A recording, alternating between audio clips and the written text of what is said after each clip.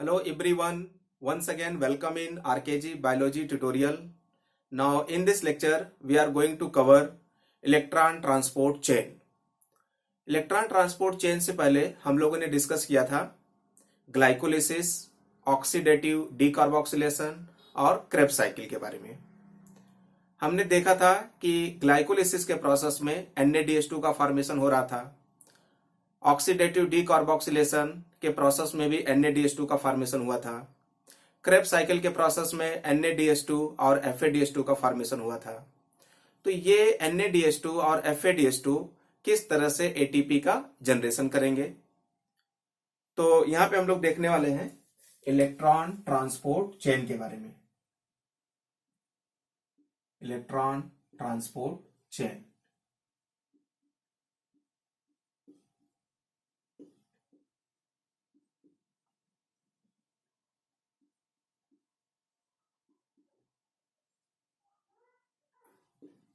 ये जो electron transport chain है ये कहां पे होता है? ये होता है इनर मेम्ब्रेन ऑफ माइटोकॉन्ड्रिया में। सो this one is the inner membrane of mitochondria. Inner membrane of mitochondria, this one is the inner membrane of mitochondria. और इसमें हम लोग देख रहे हैं डिफरेंट टाइप के प्रोटीन्स इंबेडेड हैं, जैसे कि FMN है, FES है, UQ है, दैट मीन यूबिक्विनोन है, साइटोक्रोम है। डिफरेंट टाइप के साइटोक्रोम्स है, जैसे कि साइटोक्रोम B है, साइटोक्रोम C1 है, साइटोक्रोम C है, साइटोक्रोम A है, साइटोक्रोम A3 है। क्लियर? तो हम लोग पहले इनका फुल फॉर्म लिख लेते हैं। FMN का मतलब है flavin mononucleotide. Flavin mononucleotide. FES का मतलब होता है non heme iron sulphur protein. Iron sulphur protein.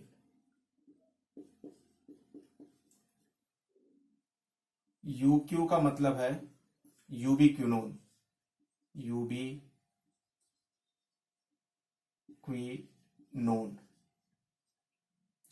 CYT का मतलब है साइटोक्रोम। और ये सभी इंट्रिंसिक प्रोटीन मॉलिक्यूल्स हैं जो इनर मेम्ब्रेन ऑफ माइटोकॉन्ड्रिया में इंबेडेड होते हैं, धसे हुए होते हैं। Clear? And these intrinsic protein molecules considered as the electron acceptor. Clear? तो ये as a electron acceptor role play करते हैं। ओके, अब यहां पे हम लोग देख लेते हैं this membrane is the inner membrane of mitochondria. तो this one is also the membrane, और इस मेम्ब्रेन को बोलेंगे हम लोग outer mitochondrial membrane. This one is the outer mitochondrial membrane है। तो आउटर और इनर मेम्ब्रेन के बीच में जो स्पेस है उसको बोलेंगे हम लोग that is inter membrane space. Inter membrane space या एक्सटर्नल स्पेस या आउटर चेंबर बोल सकते हैं इसको हम लोग। आउटर चेंबर और external chamber. Okay, external space. तो इस साइड को क्या बोलेंगे हम लोग? This space is the matrix. This one is the matrix. ठीक है, मैट्रिक्स ऑफ माइटोकॉन्ड्रिया है ये। क्लियर? तो अब हम लोग देख लेते हैं कि अगर वन मॉलिक्यूल ऑफ NADH2 का स्प्लिटिंग होता है तो कितने पेयर ऑफ प्रोटॉन मैट्रिक्स से आउटर चेंबर में पंप होते हैं by the consuming of energy released by the moving electron. तो यहां पे हम लोग देखते हैं अगर वन मॉलिक्यूल ऑफ NADH2 का जब स्प्लिटिंग होगा तो इससे क्या रिलीज होगा? ये कन्वर्ट हो जाएगा पहली बात तो NAD प्लस में, और इसी से रिलीज होगा 1 पेयर ऑफ प्रोटॉन और रिलीज होगा 1 पेयर ऑफ इलेक्ट्रॉन, इस तरह से। अब ये इलेक्ट्रॉन मूव करेगा through these electron acceptors, that mean intrinsic protein of the inner membrane of mitochondria. तो first electron acceptor of the inner membrane of mitochondria is the FMN। तो सबसे पहले इलेक्ट्रॉन को कौन रिसीव करेगा? FMN, और इसके बाद इलेक्ट्रॉन आ जाएगा FES के पास। तो जैसे इलेक्ट्रॉन FMN से होकर के FES के पास आएगा, तो ये moving electron down the gradient energy emit करेगा, एनर्जी रिलीज करेगा, और इसे एनर्जी का यूज करके 1 पेयर ऑफ प्रोटॉन को मैट्रिक्स से आउटर चेंबर में पंप कर दिया जाएगा। तो इसी जगह पे क्या होगा? 1 पेयर ऑफ प्रोटॉन को कहां से? मैट्रिक्स से पंप कर दिया जाएगा। कहां पे? That is the outer chamber में। इस तरह से 1 पेयर ऑफ प्रोटॉन पंप हो गया, ठीक है, from matrix to outer chamber. और ये क्या कर रहा है? Moving electron down the gradient energy emit कर रहा है, एनर्जी इमिट कर रहा है, क्लियर।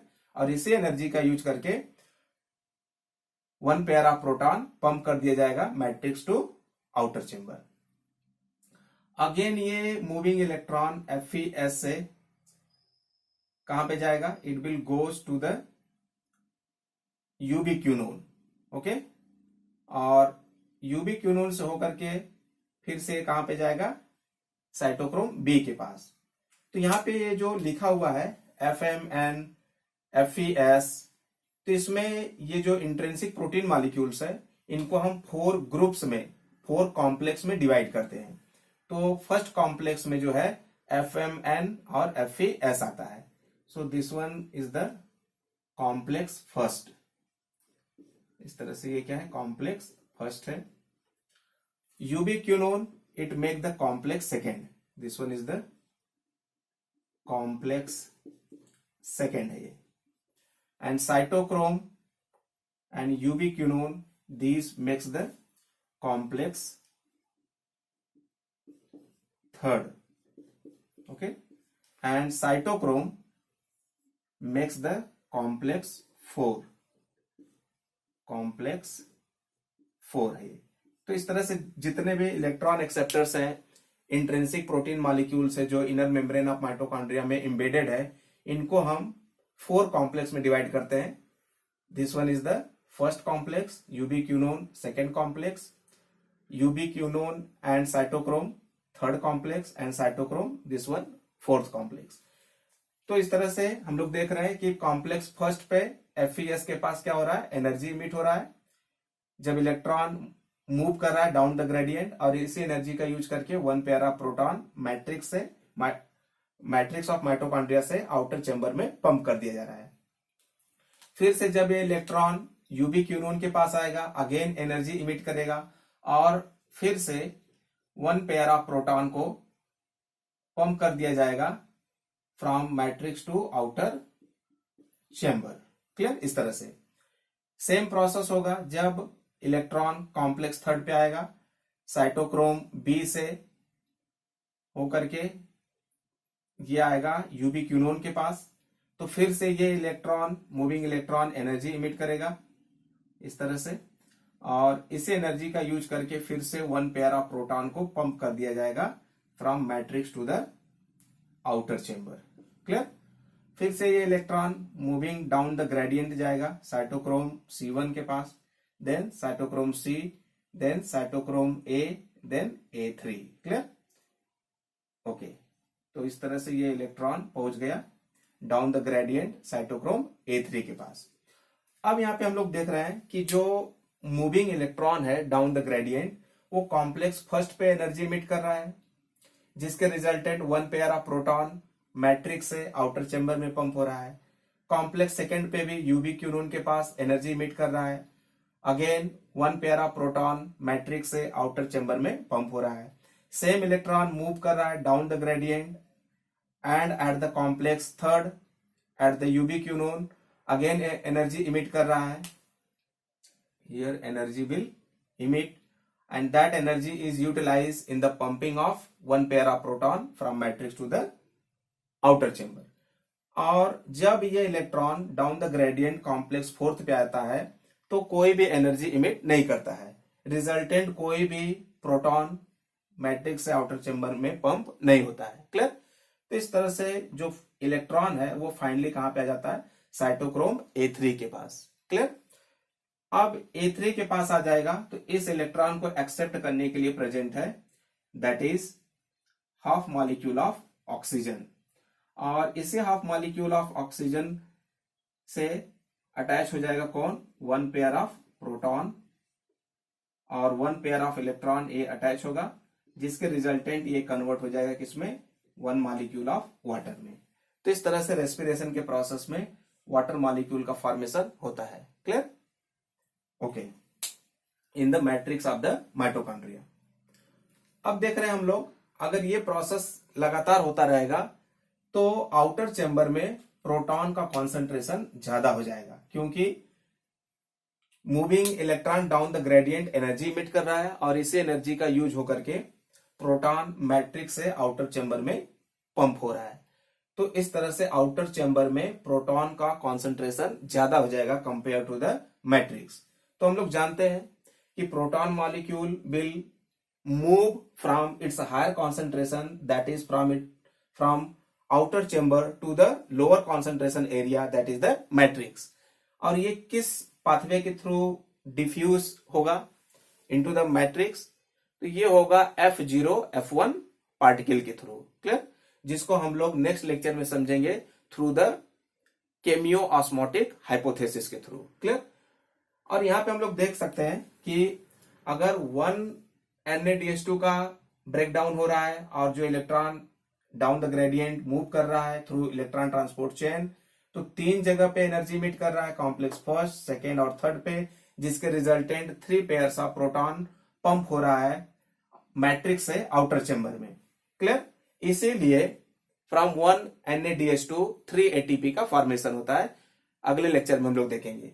अगर यहीं पे अगर FADH2 का ब्रेक डाउन होता तो सेम यहां पे भी क्या होता, 1 पेयर इलेक्ट्रॉन रिलीज होता, 1 पेयर ऑफ प्रोटॉन रिलीज होता और FADH2 FAD प्लस में कन्वर्ट होता. और ये इलेक्ट्रॉन जो है कि कॉम्प्लेक्स फर्स्ट पे एनर्जी इमिट करता और कॉम्प्लेक्स सेकंड पे एनर्जी इमिट करता, जिसके रिजल्टेंट सिर्फ 2 पेयर ऑफ प्रोटॉन पंप होता मैट्रिक्स से आउटर चेंबर में, क्योंकि ये इलेक्ट्रॉन कॉम्प्लेक्स थर्ड और कॉम्प्लेक्स फोर्थ पे एनर्जी इमिट नहीं करेगा. इसीलिए एक FADH2 से ओनली 2 ATP का गेन होता है. Clear. Okay. So once again I summarise this process. These are the intrinsic protein molecules like the flavin mononucleotide, non-heme iron sulfur protein, UV quinone, and different type of cytochromes. These are the electron acceptor. These are the intrinsic protein molecules. They are embedded in the inner membrane of mitochondria. And the process of electron transport chain takes place in the inner membrane of mitochondria. What happened during this? One molecule of NaDH2 splits into 1 pair proton, 1 pair electron and NAD+. This 1 pair electron move through the different electron acceptor and at complex first, second and third emit energy, and that energy is utilized in pumping of proton from matrix to the outer chamber. In this way, there is the higher concentration of proton in the outer chamber than the matrix. So, any molecule, if there is in higher concentration, tend to diffuse. So, it will diffuse from outer chamber to the matrix only a certain pathway, that is F0 F1 pathway. And that we will discuss in next lecture by the chemio-osmotic hypothesis. Clear? So I hope कि video आपको अच्छा लगा होगा. अगर अच्छा लगा हो तो प्लीज लाइक करिए। डिस्क्रिप्शन में लिंक है नोट्स के लिए। Thank you.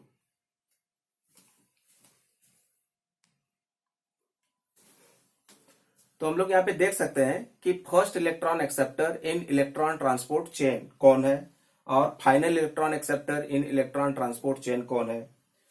So I write here first electron acceptor, first